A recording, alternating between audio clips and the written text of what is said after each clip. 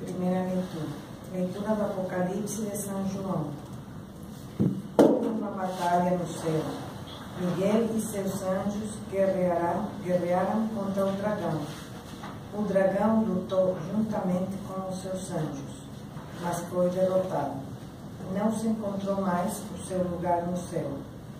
E foi expulso o grande dragão e antiga serpente, que é chamado Diabo e Satanás, o sedutor do mundo inteiro. Ele foi expulso para a terra, e os seus anjos foram expulsos com ele. Ouvi então uma voz forte no céu proclamando: agora realizou-se a salvação, a força e a realeza do nosso Deus e o poder do seu Cristo. Porque foi expulso o acusador dos nossos irmãos, aquele que os acusava dia e noite diante de nosso Deus. Eles venceram o dragão pelo sangue do Cordeiro e pela palavra do seu próprio testemunho, pois não se apegaram à vida, mesmo diante da morte. Por isso, alegra-te, ó céu, e todos os que viveis nele, palavra do Senhor. Graças a Deus. Salmo responsorial. Perante os vossos anjos, vou cantar-vos, ó Senhor. Perante os vossos anjos, vou cantar-vos, ó Senhor. Ó Senhor, de coração eu vos dou graças, porque ouvistes as palavras dos meus lábios. Perante os vossos anjos vou cantar-vos, e ante o vosso templo vou prostrar-me. Perante os vossos anjos, vou cantar-vos, ó Senhor. Eu agradeço vosso amor, vossa verdade, porque fizestes muito mais que prometestes. Naquele dia em que gritei, vós me escutastes, e aumentastes o vigor da minha alma. Perante os vossos anjos, vou cantar-vos, ó Senhor. Os reis de toda a terra hão de louvar-vos, quando ouvirem o Senhor vossa promessa. Hão de cantar vossos caminhos e dirão: como a glória do Senhor é grandiosa. Perante os vossos anjos, vou cantar-vos, ó Senhor. Aclamação ao Evangelho. Aleluia, aleluia, a minha alma aleluia, aleluia, aleluia, Cristo é meu Rei. O Senhor esteja convosco. Ele está no meio de nós. Proclamação do Santo Evangelho de nosso Senhor Jesus Cristo, segundo São João. Glória a vós, Senhor. Naquele tempo, Jesus viu Natanael que vinha para ele e comentou: aí vem um israelita de verdade, um homem sem falsidade. Natanael perguntou: de onde me conheces? Jesus respondeu: antes que Filipe te chamasse, enquanto estavas debaixo da figueira, eu te vi. Natanael respondeu: Rabi, tu és o Filho de Deus, tu és o Rei de Israel. Jesus disse: tu crês porque te disse, eu te vi debaixo da figueira? Coisas maiores que esta verás. E Jesus continuou: em verdade vos digo, vereis o céu aberto, e os anjos de Deus subindo e descendo sobre o Filho do Homem. Palavra da salvação. Glória a vós, Senhor. As palavras do Sagrado Evangelho perdoam os nossos pecados. Amém.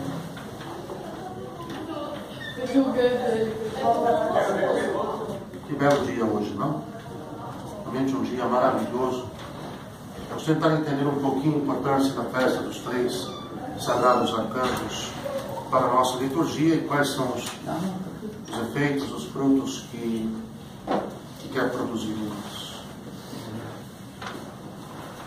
A primeira coisa que é preciso recordar com muita simplicidade é que o Deus Eterno que criou todas as coisas e que manifestou o fim, o propósito de toda a criação, colocou algo de excelência na criação do mundo espiritual. plenamente.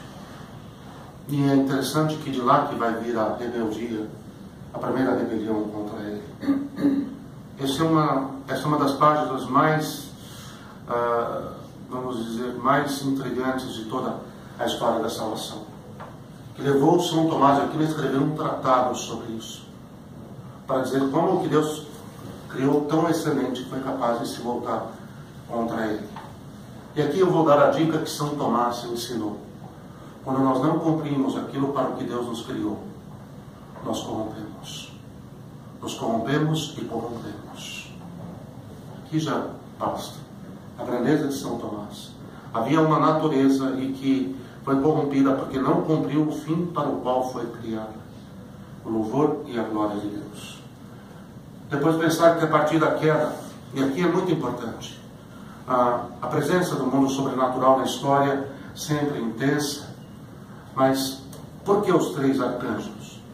Porque nos 3 arcanjos está a revelação da atuação máxima do mundo sobrenatural na nossa história. Do mundo dos que nós chamamos de mundo dos anjos, das criaturas celestiais. Rafael, que foi a cura da vida e do amor familiar por excelência. Ele atuou e atingiu no coração um possível desvirtuamento. Aliás, esse desvirtuamento já tinha acontecido em Adão e Eva. Mas naquele momento em que Sara e Tobias vão celebrar a aliança segundo a eterna lei de Deus, Rafael teve que entrar e trazer a vida do Senhor para restaurar o coração do homem e da mulher, devolvendo as devidas exposições que deveriam ter para que realmente celebrassem a aliança e pudessem ser os dois um só. Um só coração, uma só alma, uma só vontade, um só desejo, uma só memória. Miguel, eu vou deixá-lo por último. Gabriel, na plenitude dos tempos, vem como a vida e a força de Deus para revelar. Está na hora. Agora cumpre seu desígnio de salvação. O Verbo eterno, que no dizer de Santo Inácio de Antioquia esteve no silêncio do Pai, agora vem dar a palavra final sobre a nossa vida, a nossa história, sobre a nossa vocação, sobre o porquê estamos aqui. E não haverá uma outra palavra depois dele. Tudo o que Deus tiver de dizer, ou teve de dizer, ou dirá sobre nós, a nossa vida, a nossa história, a nossa vocação, o nosso porquê, Ele é a palavra dada, em definitiva, esgotada, e não temos necessidade de outra. Cristo. E em terceiro, Miguel. Aí entra o arcanjo humilde e simples, da 8ª hierarquia, como os outros 2, de uma excelência muito menor do que era aquele que deveria ter feito as coisas corretas e se negou a fazê-las, quando se negou a servir. E Miguel entra como uma verdadeira autoridade e soberania do Senhor quando põe as coisas no lugar. Quem como Deus? Quis ut Deus. A expressão hebraica Michael diz tudo. Quem como Deus? Miguel é aquele arcanjo que teve que lembrar do mundo sobrenatural que estava em ebulição sobre a verdade eterna e suprema de Deus. Quem é Deus nessa história? Foi o que o rebelde lançou em mão. Aquela grande disputa teológica que levantou na eternidade. E um simples arcanjo teve de levantar e dizer: quem é Deus afinal? Quem como Deus? Despertem, acordem. Vejam a loucura que vocês estão fazendo ao querer solapar e roubar o trono do Eterno, do Altíssimo. E a hora que ele provocou essa palavra, a hora que ele proclamou essa palavra, 1/3 das estrelas do céu desmoronaram imediatamente. Ou seja, o fogo da luz, da vida, da soberania do Senhor purificou e fez com que 1/3 de todos eles para sempre fossem apartados de sua majestade, de sua glória e de seu viver. Que coisa grandiosa é essa, não? Que coisa grandiosa. Que nós saibamos usar bem o que Deus nos deu como ajuda, como apoio, como sustento. Deixa eu só dizer uma última coisa. A heterogeologia católica, temos que ter cuidado com 2 correntes. E não vou pegar por aí. A que está em voga, nem vou entrar nisso. Mas é a corrente do protestantismo é o que é, e a corrente do cabalismo judaico, o neocabalismo que vem se expandindo cada vez mais, desejo de ocultismo, de curiosidade, coisas do naipe. Não é mais do que isso. A própria palavra, me desculpem, Hakabala, significa a transmissão em hebraico. Mais nada. Bom, uma reta angiologia católica que tem na sua raiz o maior doutor de todos os séculos, São Tomás, esse foi luz que explicou a luz. De fato, nos ensina que, e a maioria de nós não recorda disso, antes da prova nenhum deles havia visto a Deus. O que significa dizer que Satanás nunca viu a Deus. Jamais o contemplou. Porque se o tivesse contemplado, não teria se afastado dele nunca. Existia uma verdade intelectual que foi posta pelo próprio Deus. Deus é Deus. Mas ele ainda não tinha feito, porque é próprio da sua natureza, a prova sensível do que significava o esplendor e a magnitude de tudo isso. E até porque, se tivesse feito, teria feito uma lesão definitiva. Mas porque, isso aqui vai ficar chato se cair em teologia, mas por ter uma inteligência perfeita, deveria ter assentido na soberania de Deus. Deus é Deus. Para eles não havia dificuldade nenhuma em entender isso por sua perfeita inteligência. Caiu para sempre.